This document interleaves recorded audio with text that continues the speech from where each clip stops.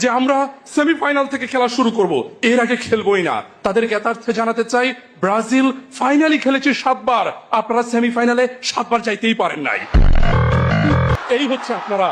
এরপর তারা বলে গেছেন ব্রাজিল তো 5 বার বিশ্বকাপ জিতেছে, তাতে হয়েছেটা কি? এই 5 বারের 3টাই তো জুলেরিমে ট্রফি।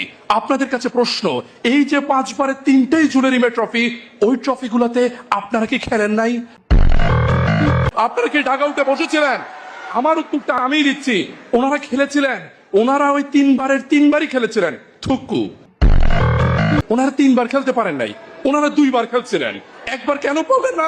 1970 সালের জুলেরিমে ট্রফিতে চ্যাম্পিয়ন হয়েছিল ব্রাজিল, আর্জেন্টিনা খেলতেই পারে নাই। না না, আরে আপনারা অস্থির হবেন না, আপনারা অস্থির হবেন না। আপনারা ভাববেন না যে আর্জেন্টিনার কোনো খেলোয়াড় মনে পায়ে ব্যথা পেয়েছিল। ঘটনা সেটা না। ঘটনা দক্ষিণ আমেরিকাতে বাছাই পর্ব হয়েছিল। বাছাই পর্বে ওনারা বিদায়। বাছাই পর্বেতে ওনারা বিদায়।